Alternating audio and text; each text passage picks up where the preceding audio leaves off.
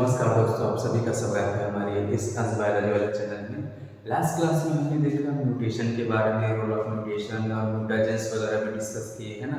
इसमें हमने फिजिकल और केमिकल म्यूटाजेंस के बारे में स्टडी किया था, है ना। फिजिकल में हमने रेडिएशन लिया था, केमिकल्स में हमने जितने भी केमिकल्स है, मस्टर्ड गैस, कोल्चिसिन, ये सब देखा था। ठीक है, आज हम देखने वाले हैं वही म्यूटेशन के बारे में आगे और क्या है ना। तो म्यूटेशन के बारे में आज हम देखते हैं कि उसके कितने टाइप्स होते हैं म्यूटेशन के। आज हम डिस्कस करेंगे टाइप्स ऑफ म्यूटेशन। ठीक है, तो चलिए देखते हैं।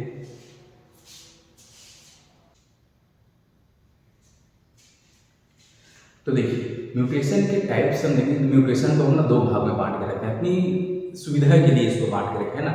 म्यूटेशन दो टाइप के होते हैं, एक जो क्रोमोसोम में होगा, दूसरा जो डीएनए में होगा, है ना। तो एक हम कब पढ़ेंगे, जब क्रोमोसोम में हो रहा है तो सबसे पहले हम जानेंगे क्रोमोसोम बनता कब है। क्रोमोसोम बनता है सेल डिवीजन के टाइम। सेल डिवीजन के टाइम मतलब एक ऐसा म्यूटेशन जो कब होता है, सेल डिवीजन के टाइम। इसको हम बोलेंगे क्रोमोसोमल म्यूटेशन। क्या बोलेंगे? क्रोमोसोमल म्यूटेशन, है ना। जब क्रोमोसोम बनेगा तो क्रोमोसोम कब बनता है? सेल डिवीजन के टाइम। तो उस टाइम पे जो म्यूटेशन होगा उसको बोलेंगे क्रोमोसोमल म्यूटेशन। इसको दो भाग में बांट के रखें, एक है जीनोमैटिक, एक है क्रोमोसोमल एबरेशन। ठीक है, इसको हमने दो भाग में बांटा। इसके और टाइप्स हैं, इसके बारे में भी हम पढ़ेंगे, डिस्कस करेंगे क्या होता है यूप्लॉइडी, क्या है यूप्लॉइडी, ऐसा। ठीक है, ये हो गया क्रोमोसोमल म्यूटेशन। सबसे पहला ये हो गया आपका क्रोमोसोमल म्यूटेशन, इसमें हम क्रोमोसोम पर म्यूटेशन देखेंगे। दूसरा है जीन म्यूटेशन। क्या है? जीन म्यूटेशन मतलब हम जीन की बात करते हैं, डीएनए में करते हैं। किसमें हम करना है? डीएनए में, है ना। तो अगर डीएनए के एक स्पेशल सेगमेंट जिसको हम क्या बोलते हैं? जीन बोलते हैं, है ना, जो प्रोटीन के लिए कोड बनाता है। तो अगर इस जीन में अगर म्यूटेशन हुआ, इसको हम बोलेंगे क्या? Gene mutation. तो ये भी दो प्रकार के हम पढ़ेंगे। एक को बोलता है पॉइंट म्यूटेशन, ये इसको हम बोल रहे हैं सबस्टिट्यूशन म्यूटेशन, है ना। इसको पॉइंट म्यूटेशन के नाम से भी जाना जाता है। एक है फ्रेम शिफ्ट म्यूटेशन। क्या है? फ्रेम शिफ्ट म्यूटेशन मतलब पूरा एक जो रीडिंग फ्रेम रहता है वो चेंज हो जाता है ना। इंटायर जीन सीक्वेंस जो है वो चेंज हो गया, या फिर दो से ज्यादा जगह चेंज हो गया, तो इसको हम बोलते हैं फ्रेम शिफ्ट म्यूटेशन। ठीक है, तो ये हो गया आपका एक क्लासिफिकेशन, इसके बेस में हम स्टडी करेंगे। तो एक हो गया ये आउटलाइन, है ना। पहले हम क्रोमोसोमल पढ़ेंगे, उसके बाद जीन पढ़ेंगे। शुरुआत करते हैं क्रोमोसोमल से। तो सबसे पहले हम देखेंगे जीनोमैटिक म्यूटेशन। क्या होता है जीनोमैटिक म्यूटेशन, है ना। नाम से आपको ऐसा लगेगा कि हम जीन की बात करें इसमें, है ना, जीनोमैटिक, है ना। लेकिन हम यहाँ पर क्रोमोसोम की ही बात करें, क्योंकि हमने इसमें क्या देखा था कि क्रोमोसोम के टाइप में हमने देखा था। तो सबसे पहला म्यूटेशन क्या है? जीनोमैटिक म्यूटेशन। इसमें क्या होता है, आप एकदम ध्यान से सुनिएगा, है ना। इसमें क्रोमोसोम के नंबर में चेंज होता है। किसमें चेंज होता है? क्रोमोसोम का नंबर। मान लो हमारे पास कितने क्रोमोसोम है? 46। टोटल कितने हैं हमारे पास? 46 क्रोमोसोम। अब इस 46 क्रोमोसोम में मान लो क्रोमोसोम की संख्या बढ़ जाती है, मान लो 47 हो गया, 48 हो गया, या फिर हो सकता है उससे भी कम, है ना। चेंज का मतलब होता है कि हम कम या फिर ज्यादा स्टडी करेंगे, है ना। चेंज का मतलब यहाँ पर क्या है कि यहाँ पर लॉस भी हो सकता है ना, यहाँ पर गेन भी हो सकता है ना, एडिशन भी होगा और डिलीशन भी होगा। ठीक है, तो यहाँ पर हम क्रोमोसोम नंबर में चेंज देखेंगे। ठीक है, यहाँ पर इसको हम अपनी सुविधा के लिए दो भागों में बांटते हैं। कितने भाग में? दो भाग में। देखिए क्या है, एक को बोलते हैं यूप्लॉइडी। क्या बोल रहे हैं हम? यूप्लॉइडी। यूप्लॉइडी ऐसा। तो यूप्लॉइडी का मतलब क्या होता है कि पूरा का पूरा क्रोमोसोम का सेट चेंज हो जाना। क्या चेंज हो जाना? सेट। समझ रहे हैं ना। अपने पास कितने हैं? 46 क्रोमोसोम। कितने हैं? 46 क्रोमोसोम। इसको अगर हम सेट बनाते हैं तो ऐसा बोलते हैं 23 पेयर्स हैं। कितने हैं? 23 पेयर्स। ठीक, अब यहाँ पर क्या बोला जा रहा है कि पूरा क्रोमोसोम सेट चेंज हो जाता है ना। तो ये सेट है, तो मान लो यहाँ पर हम बोले कि हमारे पास है 23 जोड़े, है ना। इसमें हमने एक सेट, है ना, इसका हाफ क्या बोलते हैं? आधा है, 12 ऐसा होता है ना। अब हमने एक इन लिखा है ना, इसका मतलब क्या होगा कि इसमें 23 और ऐड हो गए, मतलब 23 प्लस 23 टोटल कितने हो गए? 46 ऐसे। तो पूरा का पूरा क्रोमोसोम का सेट चेंज हो जाएगा। समझ में आई कि नहीं? मान लो अपने पास 46 क्रोमोसोम है, 46 में मैंने दिया कि 46 प्लस n। इसका मतलब क्या हो गया? इसमें आप कितने ऐड करोगे? 23 है ना, तो 46 प्लस 23 इक्वल टू 69 ऐसा। तो आप यहाँ पर ऐसे पूरा का पूरा क्रोमोसोम सेट चेंज करोगे, ठीक है। तो यहाँ पर ये हो गया क्रोमोसोम का सेट, समझ गए ना। ये प्लॉइडी में क्या होगा कि पूरा का पूरा क्रोमोसोम सेट चेंज हो जाएगा, पूरा का पूरा क्रोमोसोम सेट, हैप्लॉइड सेट, ठीक है। डिप्लॉइड नहीं, पूरा पूरा हैप्लॉइड सेट, क्योंकि ये कब होता है जब गैमेट फॉर्मेशन होता है, जब मेल में स्पर्म बनता है फीमेल में एग बनता है उस टाइप में, ठीक है। तो क्या है नॉर्मली क्या होता है, देखिए ये मेल, मान लो ये मेल है, इसमें नॉर्मल क्या रहता है 23 पेयर्स क्रोमोसोम में, कितने पेयर रहते हैं 23 पेयर्स, ठीक है। तो ऐसे जितने भी क्रोमोसोम है सबके सब ऐसे डबल सेट में रहते हैं, है ना। मान लो इसको मैं बोल रहा हूँ एक क्रोमोसोम है तो एक पेयर में है, दो बोल रहा हूँ तो दो भी पेयर में है, तो ऐसे हमारे पास 23 के पेयर होते हैं। अब जब गैमेट फॉर्मेशन होता है उस टाइम पे क्या होता है, यहाँ से गैमेट बनाना है ना, तो मेल है तो स्पर्म बनाना, देखिए तो उसमें जितने भी हमारे पास डबल सेट है उसका आधा हिस्सा मतलब एक क्रोमोसोम गैमेट है, क्या है पूरा एक सेट। ये हो गया नॉर्मल कंडीशन, क्या है नॉर्मल कंडीशन। बट किसी कारण से मान लो इस स्पर्म में एक के बजाय कितने सेट आ गए, दो, मतलब इसको हम लिख रहे हैं n, ऐसा ही लिखते हैं, लेकिन इसके पास क्या है 2a, मतलब टोटल कितने क्रोमोसोम इसके पास 46। एक ऐसा स्पर्म जिसके पास 46 क्रोमोसोम है, नॉर्मल में कितने रहता है 20। ये हो गया नॉर्मल, ये हो गया नॉर्मल। लेकिन इसमें एक सेट अगर एक कॉपी हो गया, एक्स्ट्रा सेट आ गया पूरा पूरा सेट, है ना, तो यहाँ पर ये स्पर्म देने वाला 46 क्रोमोसोम वाला है, ये खुद डिप्लॉयड, ठीक है। अब ये स्पर्म अगर एक नॉर्मल एक से जाके जुड़ता है, एक में भी ऐसा एक सेट आता है ना क्रोमोसोम का, ये भी क्या है, ये भी 23 है, ये भी 23 है, ठीक है 23। अब ये 46 इस 23 वाले से जाकर ऐसे जुड़ता है ना, एक और स्पर्म ऐसे मिलेंगे तो फर्टिलाइजेशन होगा, तो इसके बाद इनके फर्टिलाइजेशन से क्या बनता है भाई, जाइगोट बनता है। अब देखिए मेल से कितने मिले, दो, फीमेल से कितना आया है, एक, टोटल जाइगोट के पास कितने हो जाएगा फिर 3 से, है ना, समझ रहे हैं ना। तो यहाँ पर क्या है, इसका 46 और इसका 23, टोटल कितने हो गए, इसके पास हो गए फिर 69 क्रोमोसोम। तो नॉर्मल इंसान में तो ऐसा नहीं मिलता, है ना। हमारे पास टोटल कितने रहते हैं मेल में, फीमेल नॉर्मल कंडीशन है, नॉर्मल में हमारे पास 46 जब हम इंसान है ऐसा तो, लेकिन जब गैमेट बनते हैं तो कितने होते हैं 23, है ना। लेकिन बाई चांस अगर ये सेट पूरा पूरा अपने आप को कॉपी कर लेता है तब कितने हो जाते हैं इसके पास 46। अगर ये वाला इस नॉर्मल एग से अगर फर्टिलाइज होगा तो एक ऐसा जाइगोट बनेगा, मतलब एक ऐसा इंसान बनेगा जिसके पास कितने क्रोमोसोम 69। नॉर्मल देखिए और ये कंडीशन देखिए जिसमें यूप्लॉइड कंडीशन पूरा का पूरा एक क्रोमोसोम सेट डबल हो गया, क्लियर। तो ये होता है, देखिए नॉर्मल यहाँ क्या लिखा है 2a बराबर 46 क्रोमोसोम्स। मोनोप्लॉइड हो रहा है, मोनो का मतलब क्या होता है भाई, मोनो का मतलब होता है एक, क्या होता है एक। अगर एक सेट बढ़ा तब उसको बोलेंगे मोनोप्लॉइड, अगर दो सेट बढ़ा तो डाइप्लॉइड, तीन सेट बढ़ा तो ट्राइप्लॉइड, ऐसे तीन से ज्यादा ऐसे हुए तो उसको बोलते हैं पॉलीप्लॉइड, है ना। अगर दो से ज्यादा हुए तो पॉलीप्लॉइड, ऐसे कंडीशन है।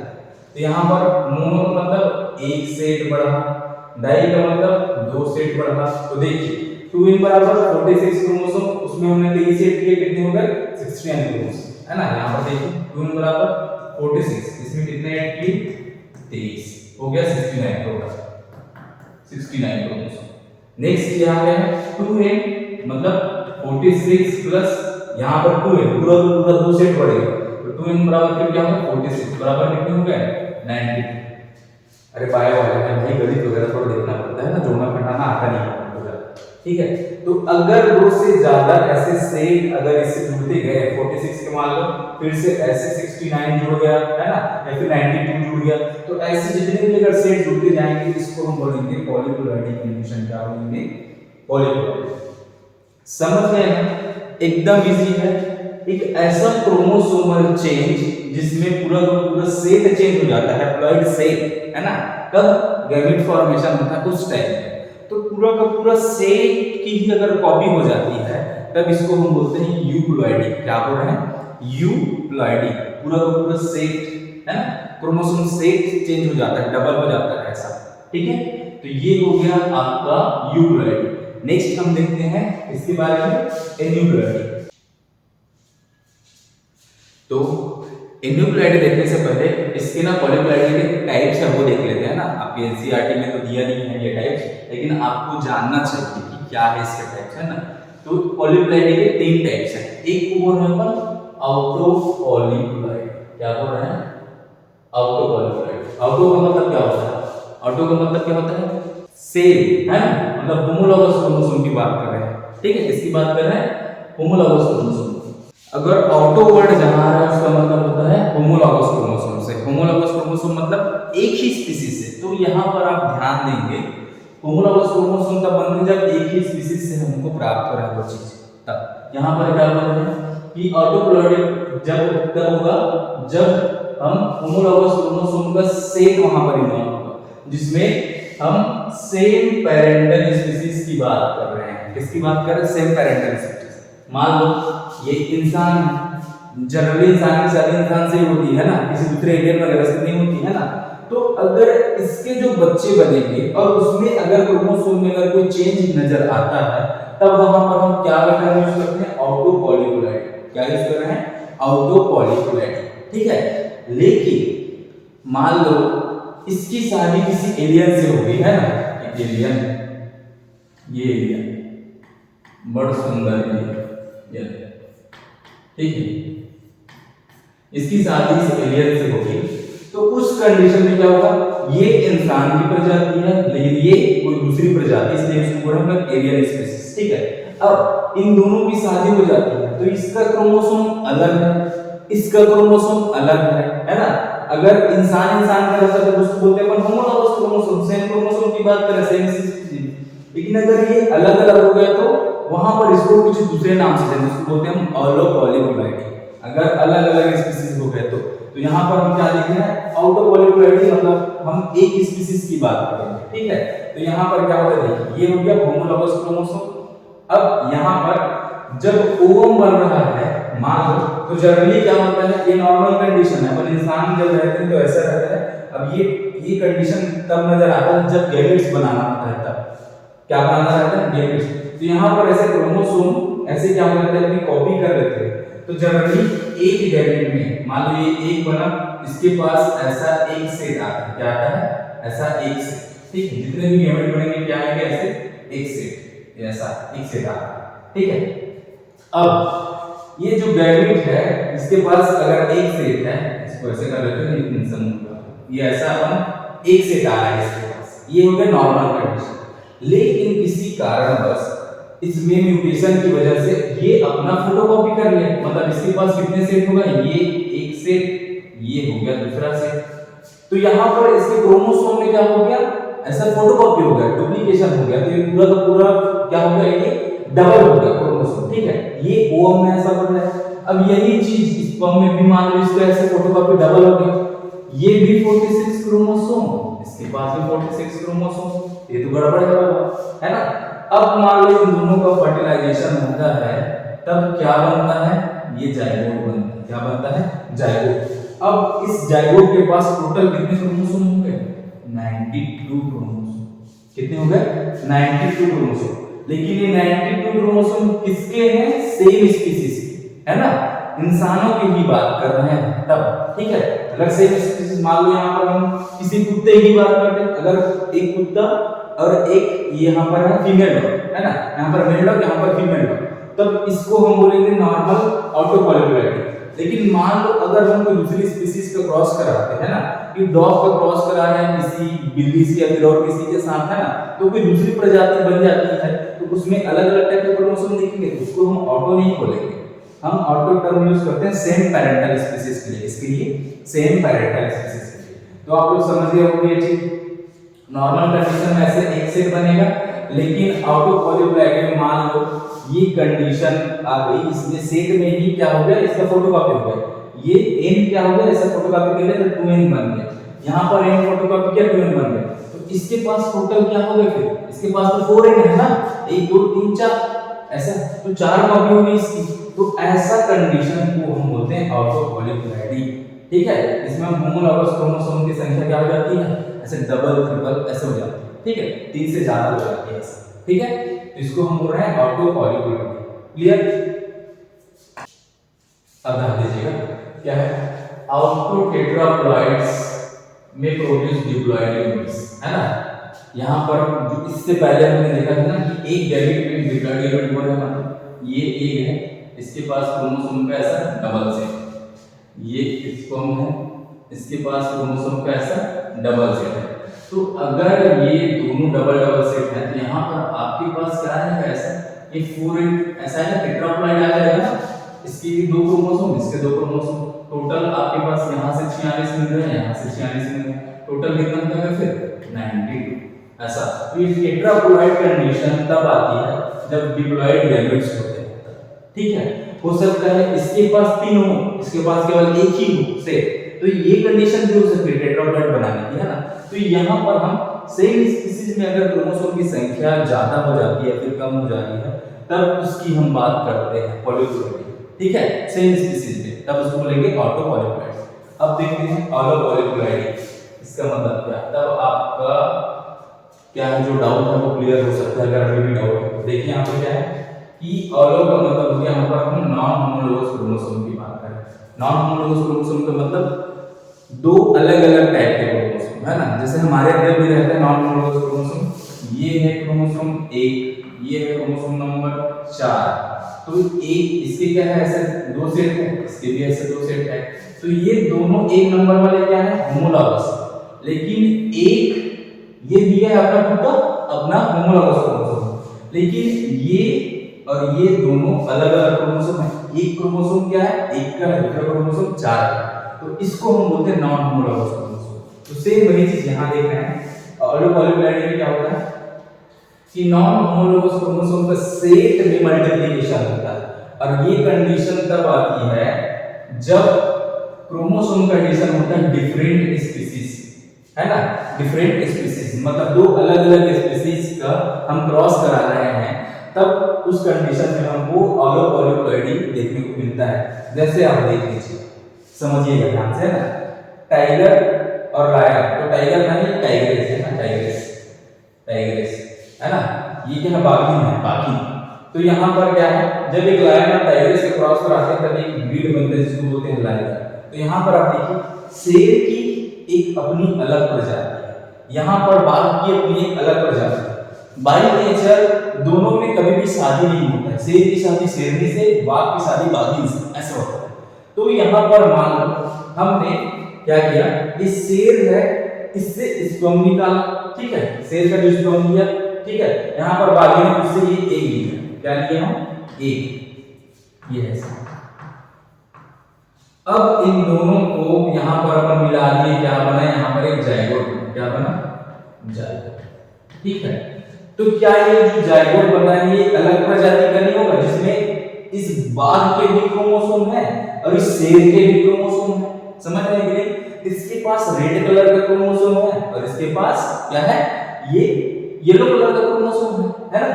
तो यहाँ पर ये जो प्रजाति है जो जायगोट यहाँ पर बना इसके पास दो अलग अलग प्रजाति के क्रोमोसोम, समझ रहे हैं ना, दो अलग अलग प्रजाति क्रोमोसोम है इसके पास, ठीक है।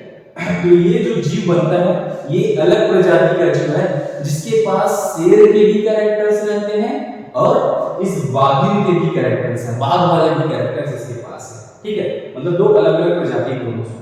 तो यहाँ पर पॉलीप्लॉइडी तब बोलेंगे अगर नॉर्मल कंडीशन यहाँ से एक सेट क्रोमोसोम यहाँ से एक सेट मिला तो नॉर्मल कंडीशन है, लेकिन मान लो ये नॉर्मल एक क्रोमोसोम बनाने के बजाय इसके स्पर्म में दो क्रोमोसोम ऐसे दो सेट है ना, दो सेट इसके पास। तो ये जो जायगोट बना इसके पास फिर टोटल कितने सेट हो गए, 3 सेट, एक इससे एक सेट मिला, यहां से दो सेट मिला, ये ले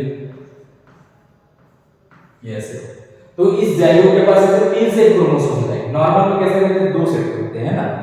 तो ये जो कंडीशन है इसको बोलते हैं ऑलो पॉलीप्लॉइडी। जब दो डिफरेंट स्पीशीज का क्रॉस होता है तब जो नया जीव बनता है, एक नई प्रजाति बनती है, अगर उसके क्रोमोसोम की संख्या में हमको बहुत ज्यादा अंतर देखने को मिलता है या फिर उसकी क्रोमोसोम की संख्या ज्यादा होती है फिर कम, तब उसको बोलते हैं ऑलो पॉलीप्लॉइडी। तो पॉली का मतलब होता है बनना ही, है ना, तो वहां पर बनेगा ही बनेगा, लॉस नहीं होगा, क्या होगा बनेगा ही बनेगा। तो यहाँ पर ये जो सेट है ये देखिए ये एक जीव बना जिसके पास क्या है, एक ऐसा सेल है ना, जिसमें सेल के जो स्पर्म है इसके पास 2 क्रोमोसोम थे, तो ऐसा 2 क्रोमोसोम यहाँ पर आ गया। ये किसका है, ये लायन का क्रोमोसोम। ये जो रेड वाला है वो किसका है, ये टाइगर है, इसका टाइगर से प्राप्त हुआ है ऐसा, ठीक है। तो यहाँ पर एक नया जीव बनता है, इसको बोलते हैं लाइगर। क्या बोल रहे हैं, लाइगर। एक ऐसा जीव है जिसके पास इस लायन के भी क्रोमोसोम है, मतलब लायन वाले कैरेक्टर भी हैं, और इसके पास टाइगर वाले कैरेक्टर भी हैं, ठीक है। तो ये अलग अलग प्रजाति के बीच होता है। होप आप लोगों को समझ में आ गया होगा, है ना। ये है non homologous chromosome from different species, ठीक है। एक्स्ट्रा क्रोमोसोम अगर हो जाता है किसी भी का, हो सकता है मान लो इस रेड वाले का ही एक्स्ट्रा क्रोमोसोम, ये भी डबल ट्रिपल 4 बार ऐसे ऐसे रिपीट होता है।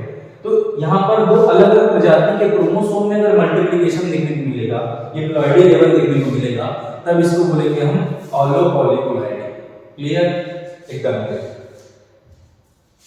अरे आपको मस्त डायग्राम दिखाता हूं, देखिए ये। अब देखिए ये शेर है, इसकी शादी हमने इससे करा दी, लो भाई हो गई शादी, हो गई शादी, है ना। बाय नेचर ऐसा होता नहीं है, दोनों इंटरेक्ट नहीं करते, है ना। तो अपन आर्टिफिशियल तरीके से इसको क्या करेंगे, क्रॉस करेंगे। यहां से हम क्या निकालेंगे, यहां से हमने लिए, यहां से हमने लिया एक, क्या लिया, एक निकाल लिए ना अलग से आर्टिफिशियल, और वहां पर इसको हम ऐसे मिला के आर्टिफिशियली क्या करा है, ऐसे फर्टिलाइज करा है। उसके बाद इस स्पर्म को, ये जो फर्टिलाइज है, इन दोनों को फर्टिलाइजेशन से क्या बनेगा, एक जाएगा, क्या बनेगा, एक जाएगा, ठीक है। अब इस चीज को यहां पर अगर हम इसमें इंट्रोड्यूस करा के, ये जो जाइगोट है इसको, या फिर इसका स्पर्म इसमें हमने इस टाइग्रेस में डाल दिया, ठीक है, आर्टिफिशियल तरीके से, तब यहां पर एक बच्चा पैदा होता है इन दोनों के क्रॉस से, जिसको हम बोलते हैं लाइगर। क्या होता है, लाइगर। ये ऐसा दिखता है, इसमें शेर के जैसे भी ऐसे कैरेक्टर है और बाघ के जैसे से निशान भी मिलेंगे, है ना। तो यहाँ पर दोनों के कैरेक्टर आ रहे हैं, शेर के भी और बाघ के भी। तो ऐसा क्रॉस कराने पर ऐसे रिजल्ट हमको प्राप्त होते हैं। इसी तरह यहाँ पर क्या है, ये शेरनी है, ये है भाई शेरनी, और ये है बाघ, ये है बाघ, ठीक है। तो बाघ और शेरनी, तो यहां से हमने क्या लिया, यहां से स्पर्म निकाला और इस शेरनी में डाल दिया, ठीक है। अब यहां ये जो शेरनी है वो एक बच्चा पैदा करती है, जिसको हम बोल रहे हैं टेगोर। क्या बोल रहे हैं, टेगोर। जिसके पास क्या है, ऐसे ना शेर जैसे इसका ये पूरा चेहरा दिख रहा है, देखिए शेर जैसा, और इसमें बाघ के भी कैरेक्टर दिखाई दे रहे हैं, ऐसे ये जो आपको ये स्पॉट्स दिखाई दे रहे हैं, ऐसे लाइन, ये जो धारियां हैं वो बाघ के जैसे। तो यहाँ पर दो अलग अलग प्रजाति के बीच हमने क्रॉस कराया, तब हमको ऐसे रिजल्ट देखने को मिलते हैं, जिसमें दो अलग अलग क्रोमोसोम हैं। यहाँ पर एक क्रोमोसोम है मान लो शेरनी का, तो दूसरा क्रोमोसोम है बाघ का। यहाँ पर एक क्रोमोसोम है क्या, बाघिन का, और दूसरा क्रोमोसोम है शेर का, ऐसे। तो दो अलग अलग टाइप के क्रोमोसोम हमको देखने को मिलते हैं। इसमें सेम टाइप के क्रोमोसोम है, ये ऐसा, इसके पास सेम टाइप के क्रोमोसोम है ऐसा, ठीक है। लेकिन ये जो प्रजाति हमको मिली, इसमें दोनों दो अलग अलग टाइप के क्रोमोसोम देखने को मिल रहे हैं। ये देखिए इसके पास ये ऐसा, ठीक है। तो इनके पास सेम सेट क्रोमोसोम है, सेम कलर के, लेकिन ये जो प्रजाति दो अलग अलग मिलाकर हमें इसके पास दो अलग अलग टाइप के क्रोमोसोम। होप आपको समझ में आ गया, एकदम इजी है ना। तो ये जब अगर डिफरेंट कंडीशन दिखाई दे, जिसको बोलते हैं ऑलोपॉलीक्लोइडी। क्लियर, चलिए आगे बढ़ते हैं। यहाँ पर देखिए ये नेक्स्ट एक प्लॉइडी का टाइप है, पॉलीप्लॉइडी टाइप, जिसमें क्या बोलते हैं इसको, ऑलोपॉलीक्लोइडी, ठीक है।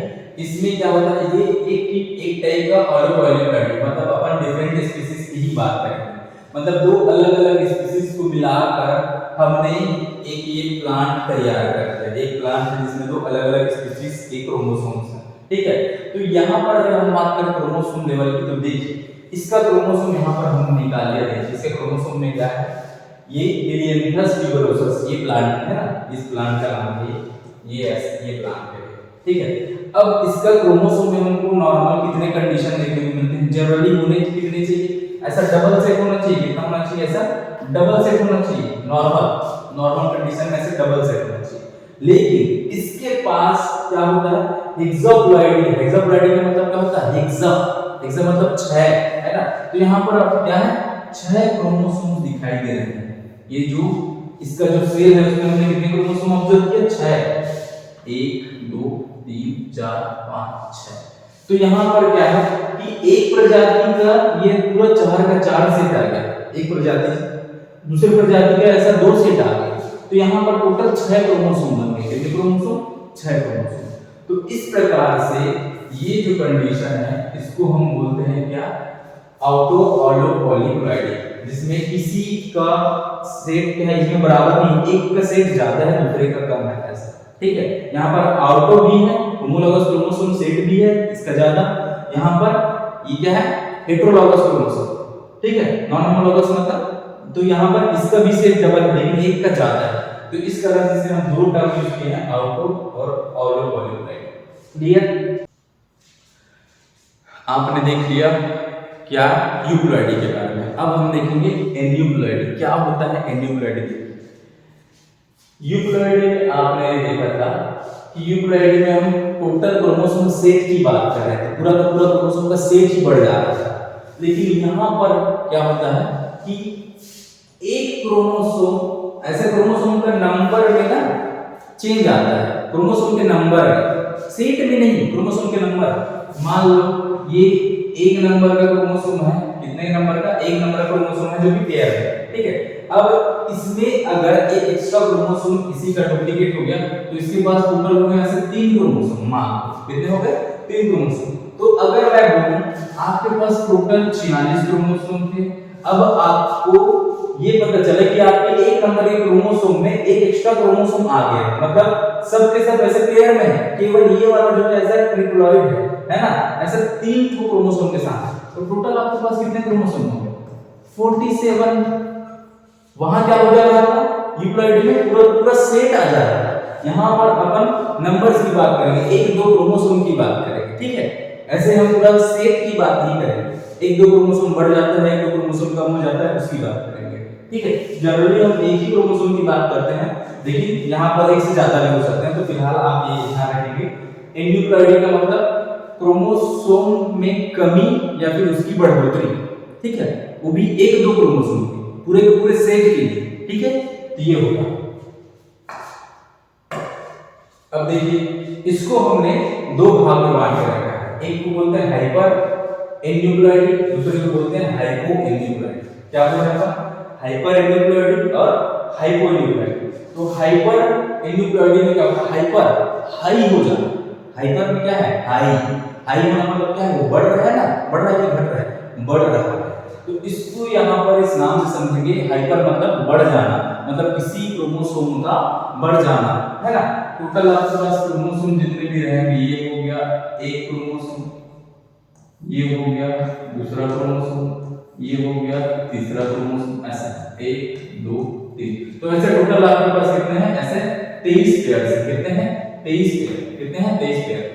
उस 23 पेयर में से किसी भी एक सेट का, यहाँ पर है ना, एक का या फिर 2 का, इसमें किसी में भी एक क्रोमोसोम की बढ़ोतरी हो जाती है, तब इसको बोलेंगे हाइपर एन्यूप्लॉइडी। क्या बोलना है, हाइपर एन्यूप्लॉइडी। समझ रहे हैं ना, एकदम इजी है। यहाँ पर पूरा क्रोमोसोम का सेट चेंज नहीं हो रहा है, क्या चेंज हो रहा है, केवल एक क्रोमोसोम, केवल एक क्रोमोसोम बढ़ रहा है। क्या है, एडिशन ऑफ 1 क्रोमोसोम, ठीक है। इन 1 सेट का मतलब क्या होता है, एक पूरा 23 का सेट है, उसमें से केवल एक क्रोमोसोम में बढ़ोतरी होती है, ठीक है।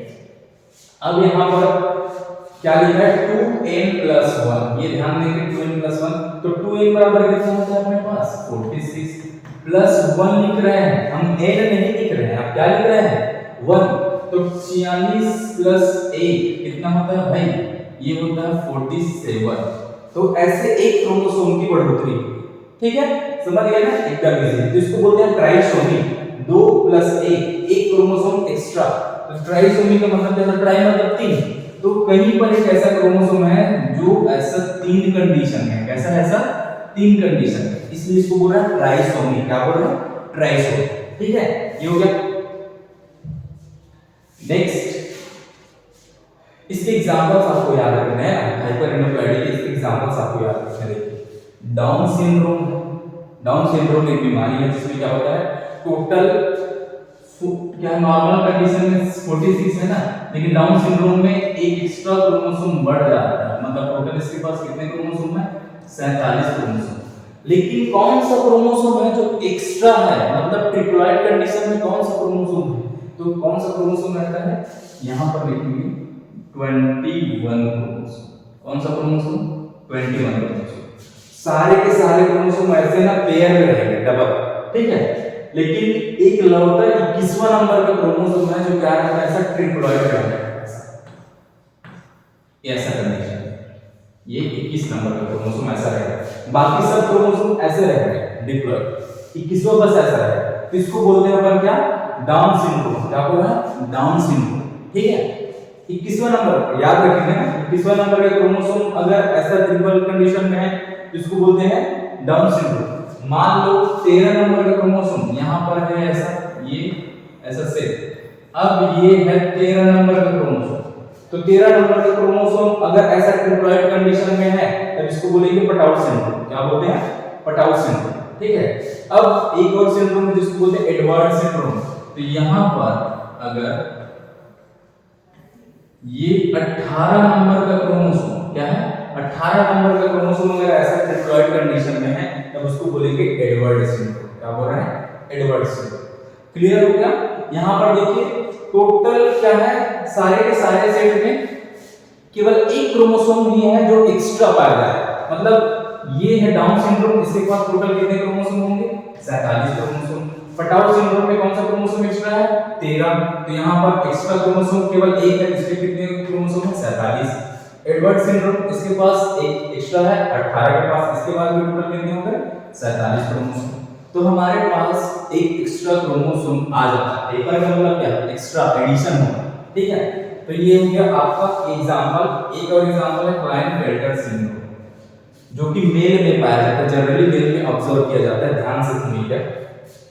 नॉर्मल मेल के पास कितने क्रोमोसोम रहते हैं, X और Y, ऐसा है ना, टोटल 46 क्रोमोसोम है, लेकिन मेल में कितने रहते हैं, लास्ट 6 क्रोमोसोम X और Y, अगर फीमेल में है तो XX।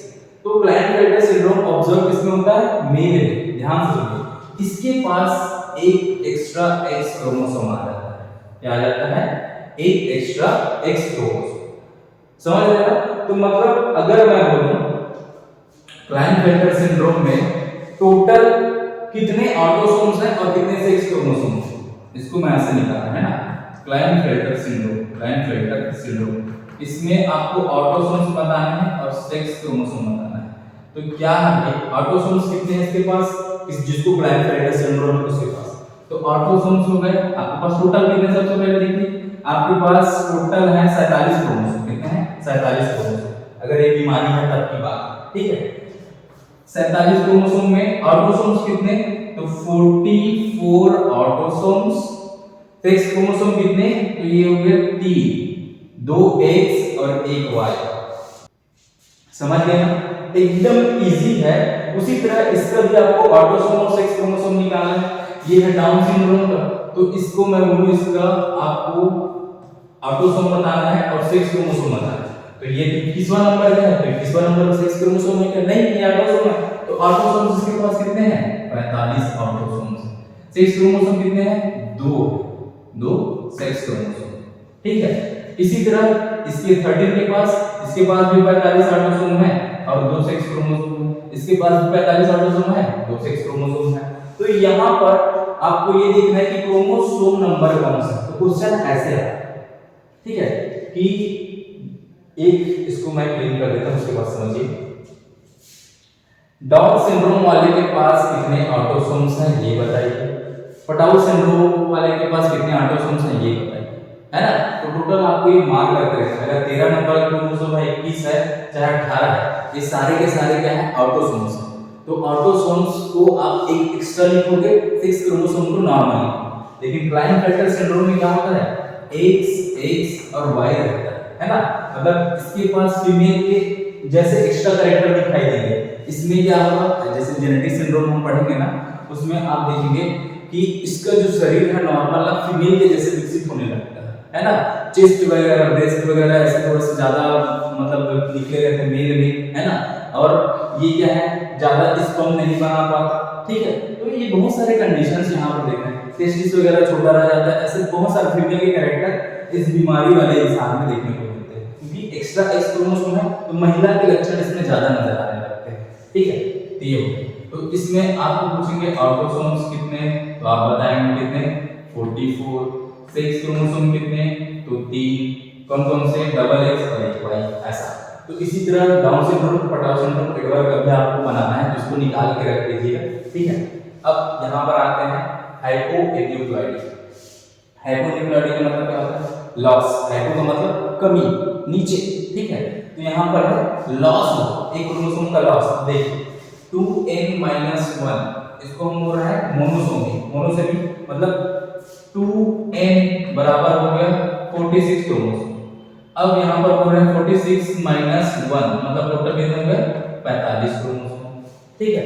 तो यहाँ पर मोनोसोमी वर्ड यूज क्यों किए हैं, क्योंकि यहाँ पर कोई एक क्रोमोसोम है जो ऐसा एक कंडीशन, वो पेयर नहीं है, बाकी सारे ऐसे पेयर में रहेंगे, लेकिन कोई एक ऐसा क्रोमोसोम है, मान लो ये 9 नंबर का क्रोमोसोम है, चाहे 10 नंबर का है, तो इसके पास केवल एक क्रोमोसोम है, बाकी सबके पास ऐसे पेयर रहेंगे, लेकिन इसके पास क्या है, एक। तो एक ही सेट है ना इसका, एक ही क्रोमोसोम, इसका बोल रहे हैं मोनोसोमी। इसको हम ट्राइसोमी क्यों बोल रहे हैं, क्योंकि उसके पास क्या था, ऐसा 3 क्रोमोसोम आ जाता है, क्या आ जाता है, ऐसा 3 क्रोमोसोम। लेकिन मोनोसोमी क्यों बोल रहे हैं, क्योंकि इसके पास केवल एक क्रोमोसोम बचता है, इसी कारण से, ठीक है। अब ये हो गया आपके पास टर्नर सिंड्रोम एग्जांपल है, ये ध्यान देंगे। इसके पास ये जो बीमारी है फीमेल में ऑब्जर्व की गई है, क्योंकि इसके पास नॉर्मल एक एक्स क्रोमोसोम रहता है, ठीक है। मतलब जिस महिला को बीमारी है उसके पास केवल एक एक्स क्रोमोसोम है, या फिर क्रोमोसोम का हिस्सा टूट जाता है एक, ठीक है। तो यहाँ पर जनरली एक क्रोमोसोम ऑब्जर्व किया गया है, ठीक। कितने क्रोमोसोम ऑब्जर्व किए हैं, एक क्रोमोसोम। तो इसी कारण से इसमें क्या होता है, क्योंकि इसके पास एक एक्स क्रोमोसोम है, तो ये ओव्यूलेशन नहीं कर पाते। ओव्यूलेशन का मतलब इनमें एग वगैरह, ओवम वगैरह नहीं बन पाते, ठीक है। तो ये क्या है, ये मतलब जनरली ऐसे जो बच्चे रहते हैं, ये मतलब तो बाद में जब बड़े होते हैं तो इनमें ओव्यूलेशन नहीं बन पाता, पीरियड्स वगैरह का दिक्कत आ गया, या फिर हो सकता है एग्स नहीं बनने, है ना, इसमें कुछ बच्चे पैदा नहीं कर पाते जनरली, है ना। तो ऐसी बीमारी है क्योंकि उसके पास एक एक्स क्रोमोसोम बचा है, इस तरह से।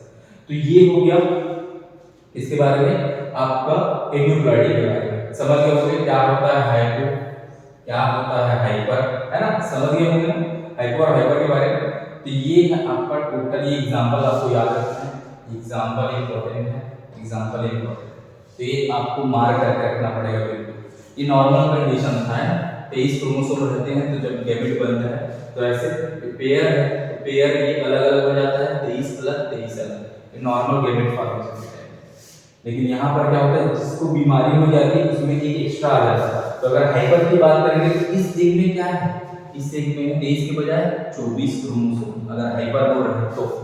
यहाँ पर हाइपो बोल रहे हैं तो यहाँ पर एक क्रोमोसोम कम हो गया, तो यहाँ पर कितने क्रोमोसोम है, 22 क्रोमोसोम, है ना। ये हाइपर का एग्जांपल हो गया, ये हाइपो का एग्जांपल हो गया, क्लियर।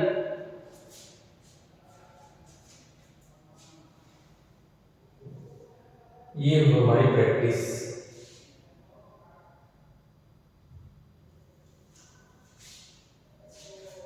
ये प्रैक्टिस के लिए आपको समझ में आया नहीं, ये बताने के लिए। आपके पास नॉर्मल कितने क्रोमोसोम है, 23 पेयर क्रोमोसोम नॉर्मल कंडीशन में, है ना। अब यहाँ पर हम स्टडी कर रहे हैं कि उसमें हाइपर एन्यूक्लियोइडी हो गई है। हाइपर एन्यूक्लियोइडी मतलब कुछ चीज ऐड हुआ है, वो क्या ऐड हुआ है वो देखेंगे।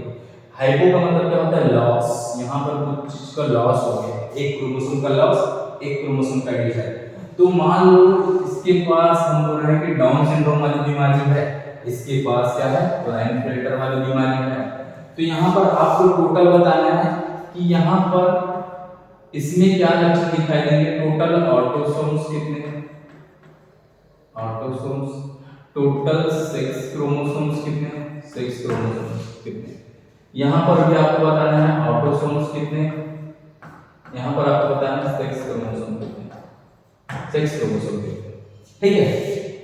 टर्नर सिंड्रोम में भी यही चीज बताना है आपको। तो अगर आप समझ गए होंगे तो ये सब आप निकाल दोगे। तो ये आपके प्रैक्टिस के लिए, अगर आपको समझ में आया है तो इसको बिल्कुल मार्क करके भेजेंगे। इसमें ऑटोसोम्स कितने, ऑटोसोम्स अभी हो गया सेक्स क्रोमोसोम, तो कितने कितने ऑटोसोम्स कितने सेक्स क्रोमोसोम ये आप बताइए, ठीक है।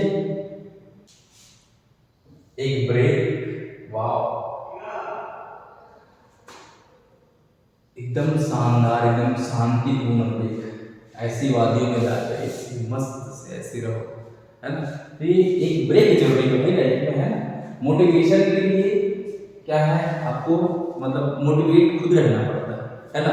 आप बाहरी सोर्सेज पर डिपेंडेंट ना रहे, अपने आप को धीरे धीरे कुछ करते रहें कि हाँ आप ये चीज़ कर सकते हो, तो आप निकाल दोगे, आपको कोई रोक नहीं सकता। लेकिन आपके मन में अगर बहानेबाजी आने लगी तो फिर आप जिंदगी में बहाना बनाने लग जाओगे। बहाना क्या, दूसरों से बचने के लिए। फिर आप सफल होने का बहाना नहीं ढूंढ रहे, आप दूसरों से बचने के लिए बहाना ढूंढ रहे हैं, दूसरों को बताने के लिए कि हाँ मैं फलाना ऐसा कर रहा हूँ, मैं फलाना ऐसा कर रही हूँ, ऐसा। तो आपको बहाना नहीं बनाना है ना। रिलैक्स हो कुछ टाइम तक, रेस्ट कीजिए, उसके बाद फिर अपने काम पर लग जाइए, ठीक है। तो फिर आज के लिए बस इतना ही, मिलते हैं नेक्स्ट क्लास में। अगर आप लोग को वीडियो अच्छा लगे बिल्कुल लाइक कीजिए, सब्सक्राइब कीजिए और बताइए कोई चीज़ छूट गया होगा तो उसको हम सॉल्व करेंगे, या फिर कोई डाउट हो तो उसको बिल्कुल पूछिए। तो फिर मिलते हैं नेक्स्ट क्लास में, थैंक यू।